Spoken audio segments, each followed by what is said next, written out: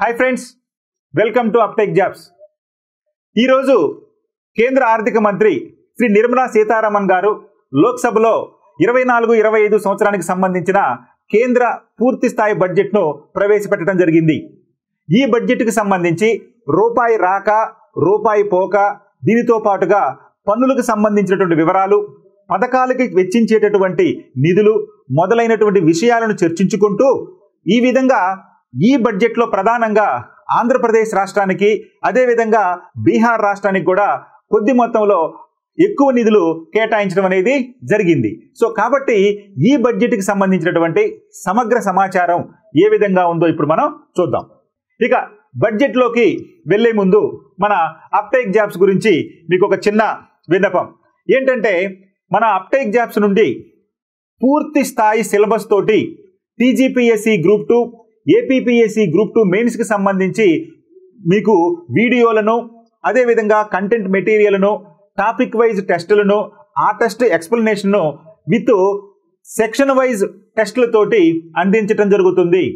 ఈ exams post phone అవ్వటంతో ఎక్కువ మంది విద్యార్థులు మాకు ఎక్కువ వ్యవధి కావాలండి, గతంలో మీరు 3 నెలలే ఇచ్చినారు కాబట్టి వ్యవధి ఇప్పుడు మాకు ఎక్కువ కావాలని కోరటం జరిగింది. దానికి అనుగుణంగానే 6 నెలల పాటు ఈ యొక్క డ్యూరేషన్ని పెంచుతూ మీకు ఈ మొత్తం ఫుల్ కోర్స్ అన్ని పేపర్లతో కలుపుకొని మీకు కేవలం 1999 రూపాయలకే ఈ టీజీపీఎస్సీ కోర్సుని మీకు అందించడం జరుగుతుంది. అదేవిధంగా ఏపీపీఎస్సీ గ్రూప్ 2 మెయిన్స్కి సంబంధించి కూడా అన్ని పేపర్లకు సంబంధించి వీడియోలు, కంటెంటు, టెస్టు, అదేవిధంగా సెక్షన్ వైజ్గా టెస్టులను కూడా మీకు అందిస్తూ అదే 1999 రూపాయలకే అందించడం జరుగుతుంది. దీన్ని మీరు అవకాశాన్ని వినియోగించుకుంటున్నారని చెప్పి నేను ఆశిస్తున్నాను. ఇక మన అప్టెక్ జాబ్స్కి సంబంధించి ప్రత్యేకంగా టీజీపీఎస్సీ గ్రూప్ 2కి సంబంధించి క్విక్ రివిజన్ను చాలా మంది విద్యార్థులు గతంలో అంటే ఆగస్టు 7-8 తారీఖులో ఎగ్జామ్ జరిగిద్దనే ఉద్దేశంతో ఎక్కువ మంది విద్యార్థులు మాకు క్విక్ రివిజన్కి కావాలి అండి, ప్రతి సబ్జెక్ట్ను స్వల్ప వ్యవధిలో 5 నుంచి 6 గంటల సమయంలో మేము ప్రిపేర్ అవ్వాలి, మాకు మొత్తం కూడా రివిజన్ లాగా ఉండాలని చెప్పి చాలా మంది కోరటం జరిగింది. దానికి అనుగుణంగానే మనం టీజీపీఎస్సీ గ్రూప్ 2లో ఉన్నటువంటి మొత్తం పేపర్లను 2 పార్ట్లుగా విభజించి 2 పార్ట్లకు సంబంధించి ప్రతి సబ్జెక్టును కూడా 5 నుంచి 6 గంటల వ్యవధిలో క్విక్ రివిజన్ రూపంలో మీకు అందించడం జరిగింది. దీనిని గతంలో మీరు ఆల్రెడీ కోచింగ్ తీసుకున్నా, చాలా ప్రిపేర్ అయినా కానీ ఇది మీకు చాలా ఉపయుక్తంగా ఉండిద్దని చెప్పి ఆశిస్తూ దీనిని కూడా మీరు ఉపయోగించుకుంటారని మీ అందరికీ ఆల్ ది బెస్ట్ చెప్తూ మీరందరూ దీన్ని వినియోగించుకుంటారని ఆశిస్తూ ఇక మనం కేంద్ర బడ్జెట్ యొక్క విశ్లేషణలోకి వెళ్దాం. కేంద్ర బడ్జెట్ 2024-25 ఎన్నికల అనంతరం పూర్తి స్థాయి బడ్జెట్ను నిర్మలా సీతారామన్ గారు ఈరోజు మన లోక్సభలో ప్రవేశపెట్టడం జరిగింది. ప్రస్తుత ఆర్థిక సంవత్సరానికి అంటే 24-25కి సంబంధించి మిగిలినటువంటి 8 నెలల కాలానికి పూర్తి స్థాయి బడ్జెట్ను కేంద్ర మంత్రి నిర్మలా సీతారామన్ గారు ఈరోజు అనగా జూలై 23న లోక్సభలో ప్రవేశపెట్టడం జరిగింది. ఈ ఏడాది ఎన్నికలకు సంవత్సరం కావడంతో ఫిబ్రవరి 1న 2024-25 సంబంధించినటువంటి ఓట్ ఆన్ అకౌంట్ బడ్జెట్ను ఆమె గతంలో ప్రవేశపెట్టడం జరిగింది. ఎన్నికలు అయిపోయినాయి, మరలా ఆమె ఆర్థిక మంత్రి ఉంది, ఆమె ఆధ్వర్యంలోనే ఇప్పుడు మిగిలిన 8 నెలలకు గాను పూర్తి స్థాయి బడ్జెట్ను ప్రవేశపెట్టడం జరిగింది. అయితే ఇందులో ఒక ప్రధానమైన అంశం ఏంటంటే, పార్లమెంటు బడ్జెట్ ప్రవేశపెట్టడంలో నిర్మలా సీతారామన్ వరుసగా ఇది 7వసారి కావటం, అంతేకాకుండా ఇప్పటి వరకు వరుసగా 7 సార్లు ప్రవేశపెట్టినటువంటి వారు ఎవరు కూడా లేకపోవటం, భారతదేశ చరిత్రలో వరుసగా 7 బడ్జెట్లు ప్రవేశపెట్టినటువంటి మొట్టమొదటి మహిళగా లేదా మొదటి వ్యక్తిగా ఈమె చరిత్ర సృష్టించారు అని చెప్పి చెప్పుకోవాలి. ఓకే, అయితే ఈ బడ్జెట్లో ఇక్కడ ఒకసారి చూస్తే మీరు ఈ బడ్జెట్లో మనకి 4 ప్రధానమైన అంశాలకు ఈ బడ్జెట్లో ఆమె ప్రసంగిస్తూ 4 ప్రధానమైనటువంటి అంశాలకు అధిక ప్రాధాన్యత ఇవ్వటం అనేది జరిగింది అని చెప్పి ఆమె పేర్కొనడం జరిగింది.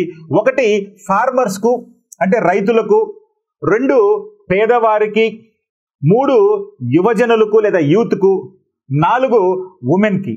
ఈ నలుగురికి ఈ నలుగురికి సంబంధించినటువంటి వివిధ పథకాల రూపంలో అధిక లబ్ధి చేకూర్చడం జరుగుతుంది అని చెప్పి కూడా ఆమె పేర్కొనడం జరిగింది. అంటే 4 ప్రధానమైనటువంటి అంశాలకు అధిక ప్రాధాన్యత ఇవ్వడం జరిగింది. ఫోకస్ ఆన్ 4 మేజర్ కాస్ట్ అని చెప్పి అన్నారు. అదే ఫార్మర్స్, పూర్ లేదా గరీబ్, అదేవిధంగా ఉమెన్, అదేవిధంగా యువ యూత్, ఈ నలుగురికి అధిక ప్రాధాన్యత ఇవ్వడం అనేది జరిగిందని ఆమె ప్రత్యేకంగా పేర్కొనడం జరిగింది. ఇక 2019లో నిర్మలా సీతారామన్ గారు తొలిసారి పూర్తి స్థాయి బడ్జెట్ ప్రవేశపెట్టడం జరిగింది అని చెప్పుకున్నాం కదా, వరుసగా 7 సార్లు ప్రవేశపెట్టిందని. అయితే మొట్టమొదటిసారిగా ఎప్పుడు ప్రవేశపెట్టిందండి? 2019లో ప్రవేశపెట్టడం జరిగింది.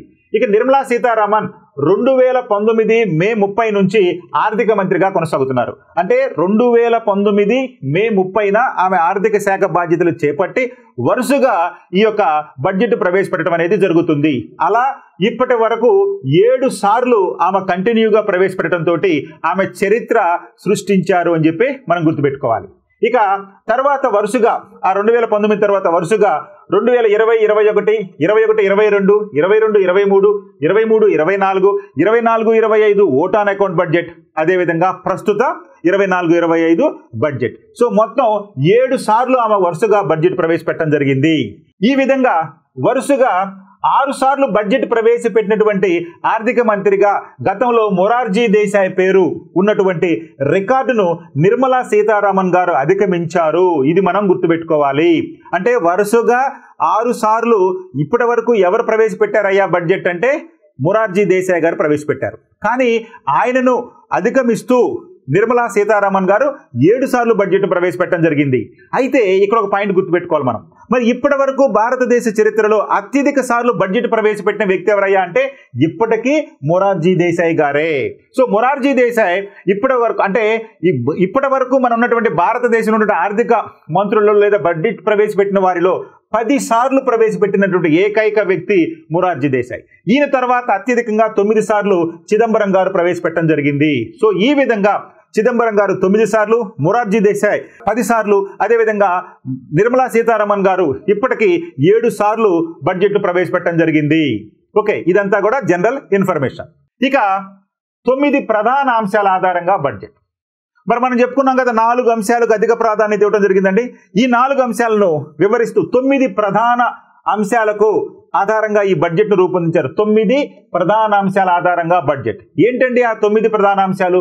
వ్యవసాయ ఉత్పాదకత, ఉద్యోగ కల్పన నైపుణ్యాభివృద్ధి, సమ్మిళిత అభివృద్ధి సామాజిక న్యాయం, తయారీ మరియు సేవల రంగం, పట్టణాభివృద్ధి, ఇంధన భద్రత, మౌలిక సదుపాయాల కల్పన, ఆవిష్కరణలు పరిశోధనాభివృద్ధి, భవిష్యత్ సంస్కరణలు.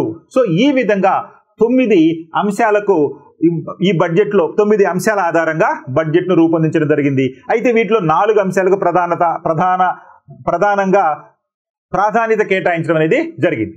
అయితే ఇక్కడ చూడండి, న్యూక్లియర్ పవర్ ప్రాజెక్టుకు కూడా అధిక ప్రాధాన్యత ఇచ్చారు. న్యూక్లియర్ పవర్ ప్రాజెక్టుని అంటే భవిష్యత్తు తరాలను దృష్టిలో పెట్టుకొని ఈ యొక్క సాంప్రదాయ ఇంధన వనరులు తరిగిపోతున్న క్షణంలో లేదా తరిగిపోతున్నటువంటి రోజులలో సాంప్రదాయేత ఇంధన వనరులకు అధిక ప్రాధాన్యత ఇవ్వాలని చెప్పి న్యూక్లియర్ పవర్ ప్రాజెక్టుకు అధిక ప్రాధాన్యత ఇవ్వడం జరిగింది.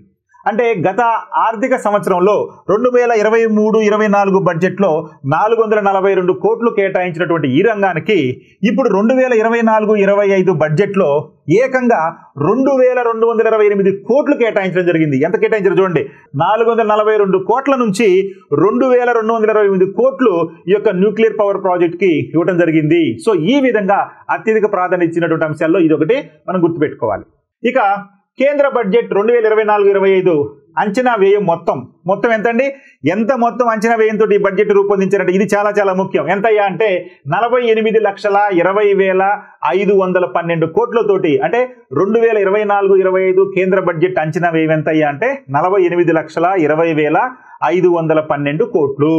అందులో మూలధన వ్యయం ఎంతయ్యా అంటే 11,11,111 కోట్లు మూలధన వ్యయం. మూలధనం ఎంత అయ్యా అంటే 11,11,111 కోట్లు. అన్ని 1 ఉంది, గుర్తుపెట్టుకోవాలి. ఇది 2023-24 అంచనాల కంటే 16.9% ఎక్కువ లేదా అధికం.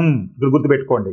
అంటే గత బడ్జెట్ కంటే ఈ యొక్క మూలధన వ్యయం అనేది 16.9% అధికం.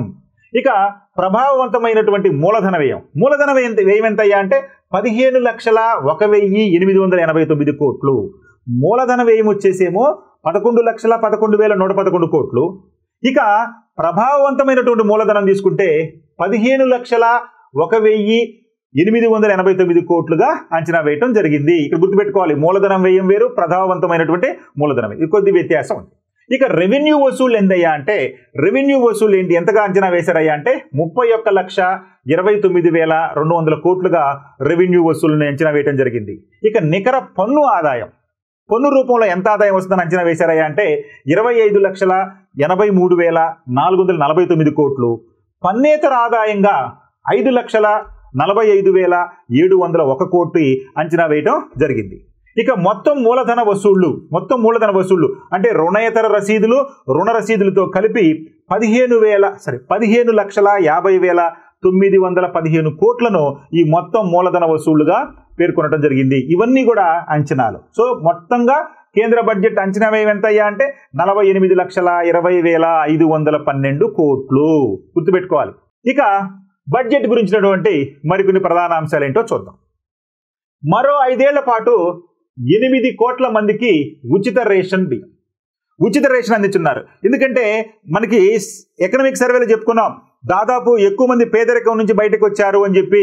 గత 10 సంవత్సరాల్లో 24 కోట్ల మంది పేదరికం నుంచి బయటకు వచ్చారని చెప్పి కూడా చెప్పుకోవడం జరిగింది. అయినప్పటికీ మరో 5 ఏళ్ల పాటు 80 కోట్ల మందికి లబ్ధి చేకూరే విధంగా ఉచిత రేషన్ అందించనున్నారు. మరో 5 ఏళ్ల పాటు 80 కోట్ల మందికి ఉచిత రేషన్ అందించనున్నారు. కేంద్రపాలిత ప్రాంతమైనటువంటి జమ్మూ కాశ్మీర్కు ఈ బడ్జెట్లో 42,227 కోట్లు కేటాయించడం. చూడండి ఎంత మొత్తంలో కేటాయించారు, 42,227 కోట్లు కేటాయించడం జరిగింది. ఇక అండమాన్ దీవులకు సంబంధించి 5,985 కోట్లు కేటాయించడం జరిగింది. చండీగఢ్కి సంబంధించి 5,862 కోట్లు కేటాయించడం జరిగింది. లడాఖ్కు సంబంధించి 5,958 కోట్లు కేటాయించడం జరిగింది. ఎందుకని? ఈ కేంద్రపాలిత ప్రాంతాల యొక్క బాధ్యత ఎవరిదండి? కేంద్ర ప్రభుత్వాన్ని. కాబట్టి ఈ బడ్జెట్లోనే పేర్కొనడం జరిగింది వీటికి సంబంధించినటువంటి అంశాల్లో. ఇక విదేశీ కంపెనీలపై విధించేటటువంటి అంటే కార్పొరేట్ పన్ను అంటాం కదా, కార్పొరేట్ పన్ను 40% నుంచి 35% తగ్గించడం జరిగింది. కార్పొరేట్ పన్నును 40% నుంచి 35% తగ్గించడం జరిగింది. ఇక ఎంపిక చేసినటువంటి నగరాల్లో 100 స్ట్రీట్ ఫుడ్ హబ్బులను మనకి అభివృద్ధి చేయనున్నారు. అంటే ఎంపిక చేసిన నగరాల్లో మనకి 100 వరకు స్ట్రీట్ ఫుడ్ సెంటర్లను అభివృద్ధి చేయనున్నారు. ఇక 30 లక్షల కంటే ఎక్కువ జనాభా ఉన్నటువంటి 14 పెద్ద నగరాల కోసం రవాణా ఆధారిత అభివృద్ధి ప్రణాళికలు కూడా చేపట్టనున్నారు. అంటే కొన్ని నగరాలను ఎంపిక చేసుకుని ఆ నగరాలు ఖచ్చితంగా 30 లక్షల కంటే ఎక్కువ జనాభా ఉండాలి. ఆ 30 లక్షల కంటే ఎక్కువ జనాభా ఉన్నటువంటి నగరాలను తీసుకుని అందులో ప్రధానంగా 14 పెద్ద నగరాల కోసం ఆయా నగరాల్లో రవాణా అభివృద్ధికి చర్యలు చేపట్టనున్నారు ఈ బడ్జెట్ కాలంలోనే. ఇక రీసెర్చ్ అండ్ డెవలప్మెంట్ ప్రాజెక్ట్స్ కింద 2023-24 బడ్జెట్లో 840 కోట్లు కేటాయిస్తే ఈ బడ్జెట్లో 24-25 బడ్జెట్లో 1,200 కోట్లు కేటాయించారు. దీనికోసం అండి రీసెర్చ్ అండ్ డెవలప్మెంట్ ప్రాజెక్టుల కోసం. ఇక ప్రధాన కేంద్ర పథకాలకు కేటాయింపులు. మరి కేంద్ర ప్రభుత్వం అనేక పథకాలను అమలు చేస్తూ ఉంటుంది. కొన్ని పథకాలను కేంద్ర ప్రభుత్వం రాష్ట్ర ప్రభుత్వాలకి ఇచ్చేసి రాష్ట్ర ప్రభుత్వాలనే దాన్ని అమలు చేయాలని చెప్పి పేర్కొనడం జరుగుతుంది. దానికి మెజారిటీ ఆఫ్ ద నిధులు కేంద్రం నుంచే వస్తూ ఉంటాయి. అంటే పథకాల్లో ఎక్కువ భాగం కేంద్ర ప్రభుత్వమే భరిస్తున్నప్పటికీ కొన్ని రాష్ట్ర ప్రభుత్వ ఆధ్వర్యంలో ఇవి మనకి అమలు చేయబడుతూ ఉంటాయి. కానీ నిధులు మాత్రం కేంద్ర ప్రభుత్వమే ఇస్తుంది. అయితే ప్రధాన కేంద్ర పథకాలకు కేటాయింపులు ఏ విధంగా ఉన్నాయో చూద్దాం. గ్రామీణ ఉపాధి హామీ, మహాత్మా గాంధీ గ్రామీణ ఉపాధి హామీ పథకానికి 86,000 కోట్లు. చూడండి, అత్యధికంగా 86,000 కోట్లు ఈ మహాత్మా గాంధీ గ్రామీణ ఉపాధి హామీ పథకానికి 86,000 కోట్లు ఇచ్చారు. ఇక రీసెర్చ్ అండ్ డెవలప్మెంట్ ప్రాజెక్ట్ కింద చెప్పుకున్నాం కదా ఇప్పుడే 1,200 కోట్లు. న్యూక్లియర్ ప్రాజెక్టులకు 2,228 కోట్లు ఆల్రెడీ చెప్పుకున్నాం న్యూక్లియర్ ప్రాజెక్ట్ అని. ఇక ఫార్మాస్యూటికల్స్ రంగంలో ఈ పథకానికి 2,143 కోట్లు. పిఎస్ఐ పథకానికి 2,143 కోట్లు కేటాయించడం జరిగింది. సెమీ కండక్టర్ల అభివృద్ధికి లేదా తయారీ రంగానికి 6,903 కోట్లు. సోలార్ పవర్ గ్రిడ్కు 10,000 కోట్లు. అదేవిధంగా ఎల్పిజి డిబిటి అంటే డైరెక్ట్ బెనిఫిట్ ట్రాన్స్ఫర్ అంటాం కదా, డిబిటి పథకానికి రాయితీలకు 1,500 కోట్లు కేటాయించడం జరిగింది. సో ఇక్కడ మనం చూసుకుంటే కనుక చెప్పుకున్నాం మహాత్మా గాంధీ ఎంజీఎన్ఆర్ఈజీఏ పథకానికి 2023-24 బడ్జెట్లో 60,000 కోట్లు కేటాయిస్తే ఈ 24-25 బడ్జెట్లో ఏకంగా 86,000 కోట్లను కేటాయించడం జరిగింది. అంటే దగ్గరగా 26,000 కోట్లకు అదనంగా నిధులు ఈ ఈ బడ్జెట్లో కేటాయించడం జరిగింది ఈ గ్రామీణ ఉపాధి హామీ పథకానికి. ఫార్మాసిటికల్ ఇండస్ట్రీస్ చెప్పుకున్నాం కదండి, పిఐఎల్ దీనికి తీసుకుంటే కనుక ఈ ఫార్మాసిటికల్ పిఎల్ఐ ఫర్ ఫార్మాసిటికల్ ఇండస్ట్రీకి 1200 కోట్లు 23-24 బడ్జెట్లో పేర్కొంటే ఇప్పుడు 2143 కోట్లు ఈ 24-25 బడ్జెట్లో కేటాయించడం జరిగింది. మరికొన్ని రంగాలకు కేటాయింపులు ఏ విధంగా ఉన్నాయో చూద్దాం. రక్షణ వ్యయానికి 4.56 లక్షల కోట్లు కేటాయించడం జరిగింది. 4.56 లక్షల కోట్లు రక్షణ వ్యయానికి కేటాయించడం జరిగింది. ఇక గ్రామీణాభివృద్ధికి 2,65,808 కోట్లు కేటాయించడం జరిగింది. వ్యవసాయం మరియు దాని అనుబంధ రంగాలకు 1,51,851 కోట్లు కేటాయించడం జరిగింది. హోం వ్యవహారాలకు తీసుకుంటే కనుక 1,50,983 కోట్లు కేటాయించడం జరిగింది. విద్యా రంగానికి 1,25,638 కోట్లు కేటాయించడం జరిగింది. ఐటీ మరియు టెలికాం రంగాలకు 1,16,342 కోట్లు కేటాయించడం జరిగింది. ఆరోగ్య రంగానికి 89,287 కోట్లు కేటాయించడం జరిగింది. ఎనర్జీ రంగానికి 68,769 కోట్లు కేటాయించడం జరిగింది.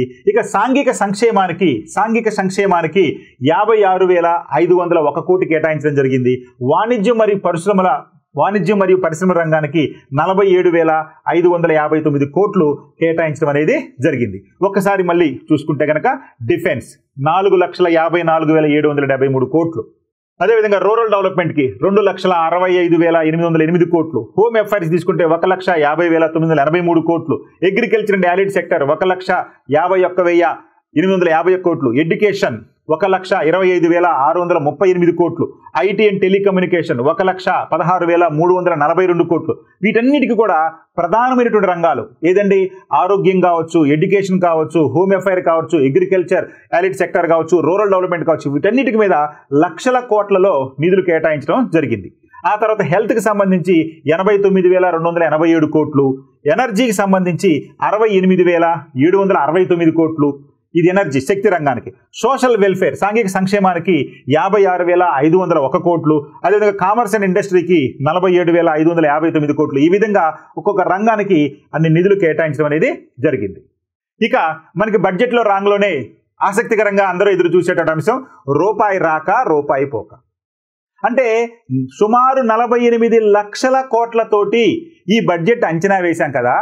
మరి ఈ అంచనాలో మొత్తం ఖర్చు చేయడానికి కావలసినటువంటి డబ్బు రూపాయి ఏ రకంగా వస్తుంది, అదేవిధంగా అనుకున్నటువంటి లక్ష్యాలు సాధించడానికి కేటాయింపులు చేశాం కదా. మరి కేటాయింపులకి ఏ రంగానికి ఎంత మొత్తం కేటాయించాము, ఎన్ని పైసలు కేటాయించాము అనేది చాలా ఆసక్తికరమైన విషయం ఈ బడ్జెట్లో. అందుకనే బడ్జెట్ అనగానే రూపాయి రాక రూపాయి పోక అనేది చాలా చాలా ఫెమిలియర్ వర్డ్గా మనం వింటూ ఉంటాం. అందులో భాగంగానే రూపాయి రాక తీసుకుంటే అప్పులు మరియు ఆస్తుల రూపంలో మనకి 27 పైసలు వస్తుంది. అంటే 1 రూపాయి మనం అనుకుంటే మనకి అప్పుల రూపంలో మనం ఆస్తులకు సంబంధించి 27 పైసలు మనకి ఆదాయం వస్తుంది. అప్పుల రూపంలో కానీ లేదా ఆస్తుల రూపంలో కానీ 27 పైసలు మనకి వస్తుంది. ఇక ఇన్కమ్ ట్యాక్స్ రూపంలో 19 పైసలు, జిఎస్టీ ఇతర పన్నుల రూపంలో 18 పైసలు, కార్పొరేషన్ ట్యాక్స్ రూపంలో 17 పైసలు, పన్నేతర ఆదాయంగా 9 పైసలు, ఎక్సైజ్ డ్యూటీ రూపంలో 5 పైసలు, కస్టమ్స్ ఆదాయంగా 4 పైసలు, ఇక మూలధనం రసీదులు సంబంధించి 1 పైసా. ఈ విధంగా మొత్తం 1 రూపాయి అనేది మనకి చేరుతుంది. ఈ విధంగా ఈ రూపంలో మనకి ఆదాయం అనేది వస్తుంది దేశానికి. ఒక అర్థమైందండి. సో కాబట్టి కేంద్ర ప్రభుత్వానికి ఆదాయం ఈ రూపాల్లో వస్తుంది. అన్నిటికన్నా ఎక్కువ ఆదాయం అప్పుల రూపంలో ఆస్తుల రూపంలో మనం సంపాదించుకుంటున్నాం.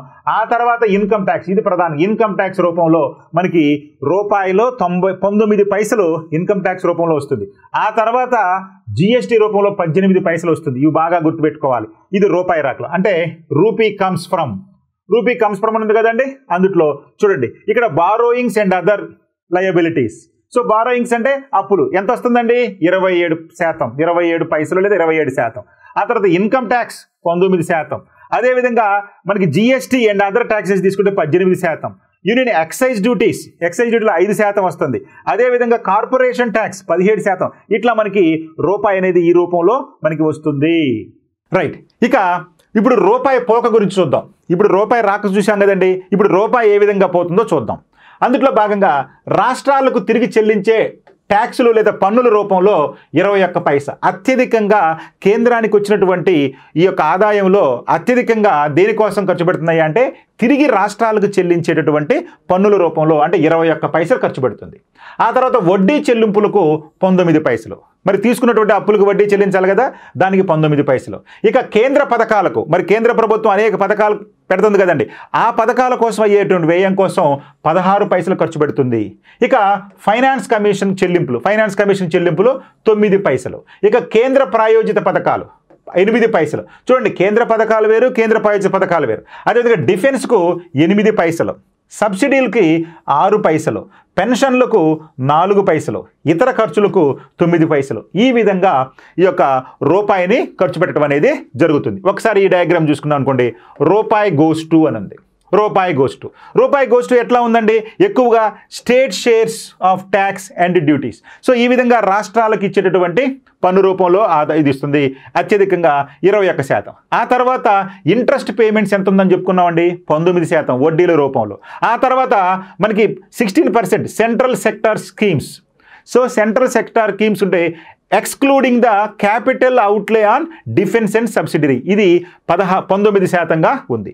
ఇక సబ్సిడీసు 6%, డిఫెన్సు 8%, అదేవిధంగా ఫైనాన్స్ కమిషన్ అండ్ అదర్ ట్రాన్స్ఫర్స్కి మనకి 9% నిధులు, అదేవిధంగా సెంట్రల్లీ స్పాన్సర్డ్ స్కీమ్కి 8%, అదర్ ఎక్స్పెండిచర్ 9%. ఇట్లా రూపాయి అనేది పోవటం జరుగుతుంది. కానీ అత్యధికంగా ఏముందయ్యా, దేనికోసం అయ్యా అంటే రాష్ట్రాలకు తిరిగి చెల్లించేటటువంటి పన్ను రూపం. ఆ తర్వాత వడ్డీ చెల్లింపులు, ఇవి బాగా గుర్తుపెట్టుకోవాలి. కేంద్ర పథకాల తర్వాత ఈ 3 అత్యధికంగా రూపాయిలో అత్యధిక భాగం ఖర్చు పెట్టే దేనికోసం అయ్యా అంటే ఈ 3 కోసమే. ఇక ఆదాయ పన్ను విధానంలో మార్పులు. మరి ఆదాయ పన్నులో కూడా విధానంలో మార్పులు వచ్చినాయి. చూడండి, అవి ఏంటి అంటే మొదటిది 0 నుంచి 3 లక్షల వరకు ఇప్పుడు పన్ను అనేది లేదు. అంటే ఈ యొక్క ఆదాయ పన్నుకు సంబంధించి మనం ఇన్కమ్ ట్యాక్స్ కట్టాల్సిన అవసరం లేదు. 0 నుంచి 3 లక్షల వరకు పన్ను మినహాయింపు ఇవ్వడం అనేది జరిగింది. ఆ తర్వాత 3 లక్షల నుంచి 7 లక్షల వరకు 5% పన్ను పే చేయాలి. 7 నుంచి 10 లక్షల వరకు 10% పన్ను పే చేయాలి. ఇక 10 నుంచి 12 లక్షల వైపు 15% పన్ను పే చేయాలి. 12 నుంచి 15 లక్షల వరకు 20% పన్ను పే చేయాలి. ఇక 15 లక్షల పైన 30% పన్ను పే చేయాలి. చూడండి, ఈ విధంగా కొత్త పన్ను విధానాన్ని తీసుకురావడం జరిగింది. అంటే ముందుగా 3 లక్షల వరకు పన్ను లేదు. 3 నుంచి 7 వరకు రెండో స్లాబ్లో 5% పన్ను. ఇక మూడో స్లాబ్లో 7 నుంచి 10 లక్షల వరకు 10% పన్ను. 10 నుంచి 12 లక్షల వరకు 15% పన్ను. 12 నుంచి 15 లక్షల వరకు 20% పన్ను. 15 లక్షలకు పైన 30% పన్ను చెల్లించాలి. ఇక పన్ను విధానంలో స్టాండర్డ్ డిడక్షన్ను 50,000 నుంచి 75,000కు పెంచడం జరిగింది. స్టాండర్డ్ డిడక్షన్ను 50,000 నుంచి 75,000కు పెంచడం అనేది జరిగింది ఈ స్టాండర్డ్ డిడక్షన్ను. ఓకే, అంటే పన్నులకు సంబంధించినటువంటి స్టాండర్డ్ డిడక్షన్ను గతంలో 50,000 ఉండేది, దాన్ని ఇప్పుడు 75,000 వరకు పెంచడం అనేది జరిగింది. సో ఈ విధంగా చూడండి, 5% పన్ను, 10% పన్ను, 15%, 20%, 30% పన్నులు ఇవ్వడం జరిగింది. ఇక్కడ standard deduction of salaried employed increased from 50 to 75,000 salary employee అయితే. అదే deduction of family pension for pensioners increased from 15,000 to 25,000. So ఈ విధంగా ఈ యొక్క స్టాండర్డ్ డిడక్షన్ను 50,000 నుంచి మనకి 75,000కి చెప్పింది. ఇది ప్రధానంగా ఈ స్టాండర్డ్ డిడక్షన్ అనేది ఉద్యోగస్తులకు మాత్రమే, శాలరీడ్ ఎంప్లాయీస్కి మాత్రమే ఇది వర్తించే విధంగా ఉంది. ఓకే, ఇక దీర్ఘకాలిక మూలధన లాభాలపై 12.5% పన్ను. క్యాపిటల్ కనిష్ట పరిమితి 1.25 లక్షలు.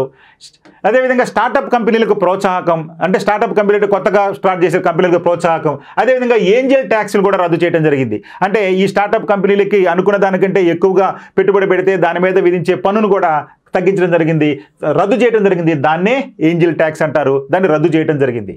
ఇక బంగారం వెండిపై కస్టమ్స్ సుంకం 6%, అదేవిధంగా ప్లాటినంపై 6.4% తగ్గించడం అనేది జరిగింది. సో కాబట్టి బంగారం అనేది తగ్గబోతుంది రేట్లు. బంగారం రేట్లు, వెండి రేట్లు కొద్ది మొత్తంలో తగ్గే అవకాశం ఉంది, ఎందుకంటే 6% వరకు పన్ను తగ్గించడం జరిగింది. ఇక మొబైలు మరియు యాక్సెసరీస్పై 15% దిగుమతి సుంకం తగ్గించడం అనేది జరిగింది. సో ఇంపోర్ట్ చేసుకున్నటువంటి మొబైల్పై 15% దిగుమతి సుంకం తగ్గించడం జరిగింది. ఇక ద్రవ్యలోటు ఫిజికల్ డెఫిసిట్ అనేది జీడిపిలో 4.9%గా ఉంది. ఇది చాలా ఇంపార్టెంట్. సో ద్రవ్యలోటు ఫిజికల్ డెఫిసిట్ అనేది జీడిపిలో 4.9%గా నిర్ణయించడం జరిగింది. ఓకే, సో ఇక్కడ మనం చూస్తే lines of credit under IDA schemes, lines of credit under the IDA schemes. గత బడ్జెట్లో దీనికోసం మనకి 1300 కోట్లు ఖర్చు పెడితే ఈ బడ్జెట్లో 3849 కోట్లు కేటాయించడం జరిగింది. ఇక విదేశీ ప్రత్యక్ష పెట్టుబడులు ఎఫ్డిఐ, ఫారిన్ డైరెక్ట్ ఇన్వెస్ట్మెంట్స్ అంటాం కదా, పెంచడానికి ప్రభుత్వం అనేక చర్యలు తీసుకుంటుందని కూడా ఆమె తన ప్రసంగంలో పేర్కొనడం జరిగింది. ఇక కాశీ విశ్వనాథాలయం, నలంద విశ్వవిద్యాలయం, విష్ణుపాద, మహాబోధి ఆలయం వంటి ఆధ్యాత్మిక పర్యాటక ప్రదేశాల అభివృద్ధికి ప్రత్యేక కారిడార్లు ఏర్పాటు చేయనున్నట్లు కూడా ఆమె ఈ సందర్భంగా పేర్కొనడం జరిగింది. సో ఈ విధంగా కాశీ విశ్వనాథాలయం, నలంద, విష్ణుపాద్, మహాబోధి ఆలయాలను వంటి ఆధ్యాత్మిక పర్యాటక ప్రదేశాల అభివృద్ధికి ప్రత్యేక కారిడార్లను కూడా ఏర్పాటు చేయనున్నట్టు ఆమె పేర్కొనడం జరిగింది. ఇక రాబోయే 10 సంవత్సరాల్లో అంతరిక్ష ఆర్థిక వ్యవస్థను 5 రెట్లు విస్తరించాలని చెప్పి కూడా ఆమె పేర్కొనడం జరిగింది. ఈ లక్ష్యానికి చేరుకోవడానికి 1000 కోట్ల క్యాపిటల్ ఫండ్ను కూడా ఏర్పాటు చేయనున్నట్లు ఆమె పేర్కొనడం జరిగింది. ఇక ఫిబ్రవరిలో ప్రకటించినట్టు విధంగా 1 లక్ష కోట్ల ఫండ్తో ప్రైవేట్ ఆధారిత పరిశోధనలను ప్రోత్సహించడానికి ఒక యంత్రాంగాన్ని కూడా రూపొందించినట్టు ఆమె ఈ సందర్భంగా పేర్కొనడం జరిగింది. ఇక చిన్న మాడ్యులర్ న్యూక్లియర్ రియాక్టర్ల అభివృద్ధికి మరియు ఇందుకు ప్రైవేట్ రంగంతో కలిసి పనిచేస్తుందని చెప్పి కూడా పేర్కొనడం జరిగింది. అంటే చిన్న మరియు మాడ్యులర్ న్యూక్లియర్ రియాక్టర్ల అభివృద్ధికి ప్రభుత్వం ప్రైవేట్ సంస్థలతో కూడా కలిసి పనిచేయడానికి సంసిద్ధంగా ఉందని చెప్పి ఆమె పేర్కొనడం జరిగింది. ఇక ప్రధానమంత్రి సూర్యఘర్ ముఫ్త్ బిజ్లీ యోజన, ఇది ఒక ప్రధాన పథకం. సూర్యఘర్ ముఫ్త్ బిజ్లీ యోజన పథకానికి రూఫ్ టాప్ సోలార్ ప్లాంట్ను ఏర్పాటు చేయడం జరుగుతుందని కూడా పేర్కొనడం జరిగింది. ఇప్పటికే దీనికి సంబంధించినటువంటి అనేక అప్రూవల్స్ కూడా ఇవ్వడం జరిగింది. దీని ద్వారా 1 కోటి కుటుంబాలకు నెలకు 300 యూనిట్ల వరకు ఉచిత విద్యుత్తును అందిస్తారు. దేని ద్వారా అండి? సూర్యఘర్ ముఫ్త్ బిజ్లీ యోజన ద్వారా మనకి ఒక కుటుంబానికి 300 యూనిట్ల వరకు ఉచితంగా ఇస్తారు. దీనికి సంబంధించి గాను ఈ యొక్క సోలార్ ఎనర్జీని, సోలార్ పవర్ను మనకి అభివృద్ధి చేసే క్రమంలో భాగంగా వాళ్ళకి రూఫ్ టాప్ సోలార్ ప్లాంట్లు కూడా ఏర్పాటు చేయనున్నారు. సో ఈ విధంగా ఈ సోలార్ ప్లాంట్కి సంబంధించి కూడా కొంత రాయితీలు ఇచ్చే అవకాశం ఉంది. ఇక డైరెక్ట్ బెనిఫిట్స్ ట్రాన్స్ఫర్, ఎల్పిజి గ్యాస్కి సంబంధించి దీనికోసం గత బడ్జెట్లో అంటే 23-24 బడ్జెట్లో 180 కోట్లు కేటాయిస్తే ఈ 24-25 బడ్జెట్లో ఏకంగా 1500 కోట్లు కేటాయించడం జరిగింది. ఎందుకని? ఈ డైరెక్ట్ బెనిఫిట్ స్కీమ్ కింద ప్రతి సిలిండర్కు రాయితీ కేంద్ర ప్రభుత్వమే 200 రూపాయలు ప్రకటించడంతో దీనికి అయ్యేటటువంటి ఖర్చుగాను ఈ బడ్జెట్లో 1500 కోట్లను కేటాయించడం జరిగింది. ఇక మౌలిక సదుపాయాలకు 11.11 లక్షల కోట్లు, ఇది జీడిపిలో 3.4% సమానం. మౌలిక సదుపాయాలకు 11.11 లక్షల కోట్లు కేటాయించడం జరిగింది. ఇది జీడిపిలో 3.4% సమానం. ఇక రోడ్ కనెక్టివిటీ ప్రాజెక్టులకు 26,000 కోట్లు ప్రోత్సాహకం ఇవ్వడం జరుగుతుంది. గ్రామీణాభివృద్ధికి 2.66 లక్షల కోట్లు. ముద్ర రుణాలు 10 లక్షల నుంచి 20 లక్షలకు పెంచడం అనేది జరిగింది.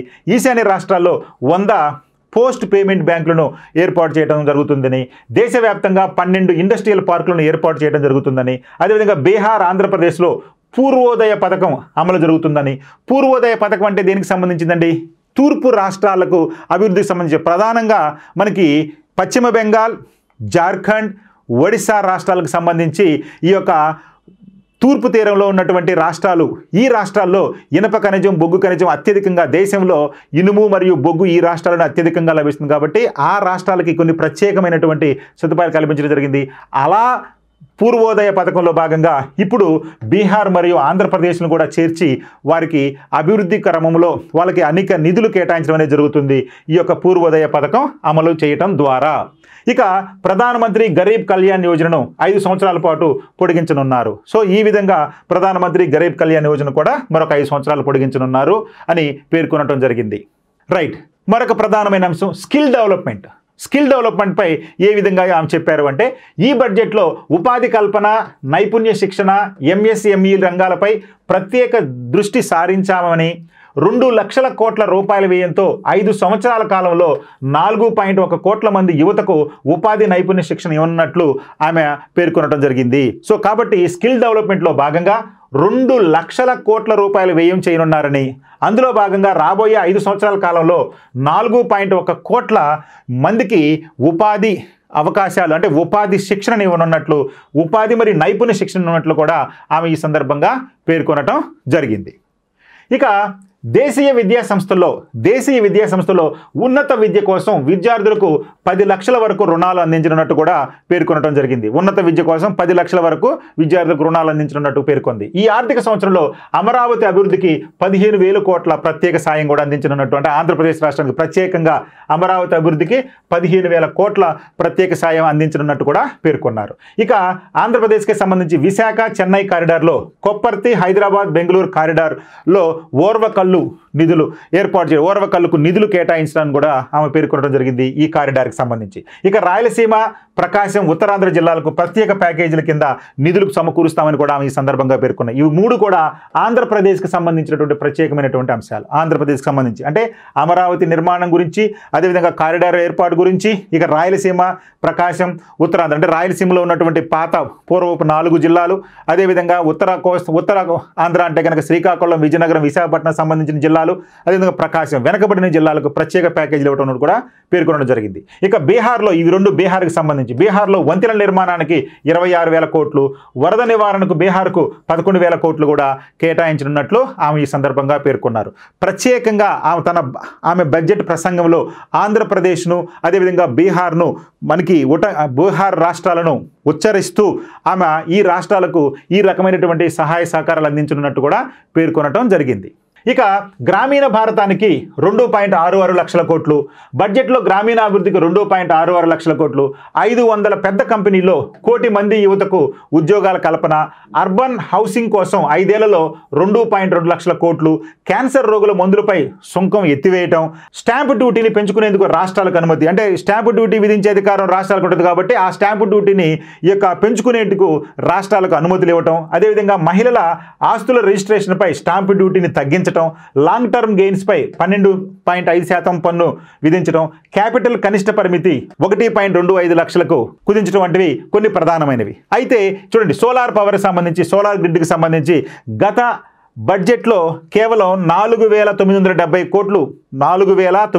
కోట్లు గత బడ్జెట్లో కేటాయిస్తే ఈ బడ్జెట్లో 10,000 కోట్లు కేటాయించడం జరిగింది ఈ యొక్క సోలార్ పవర్కి, అంటే సౌరశక్తికి అంత నిధులు 10,000 కోట్ల నిధులు కేటాయించడం జరిగింది ప్రత్యేకంగా. సో ఈ విధంగా నిర్మలా సీతారామన్ గారు తన బడ్జెట్లో ఈ యొక్క వరాలను ఆయా రాష్ట్రాలకు, అదేవిధంగా ఇతర వర్గాల వారికి ఇవ్వటం జరిగింది. సో ఈ విధంగా మొత్తం మీద సీతారామన్ గారు ప్రవేశపెట్టినటువంటి ఈ బడ్జెట్లో జనరంజకమైనటువంటి బడ్జెట్గా మనం పేర్కొనవచ్చు. సాధారణంగా ఎన్నికల అనంతరం వచ్చేటువంటి బడ్జెట్లో ఎక్కువ ట్యాక్సులు విధించడం, పన్నులు పెంచడం అనేది ఎక్కువగా జరుగుతుంది సాధారణంగా. కానీ ఈ సంవత్సరం దానికి భిన్నంగా ఆమె అనేక పన్నులను తగ్గించడమే కాకుండా కొన్ని రాష్ట్రాలకు ప్రత్యేకంగా అధిక నిధులు కేటాయించడం అనేది కూడా జరిగింది. ఇవన్నీ కూడా మన బడ్జెట్లో ఉన్నటువంటి ప్రధానమైన అంశాలు గుర్తుపెట్టుకోవాలని ఆకాంక్షిస్తూ thank you, me SVN sir.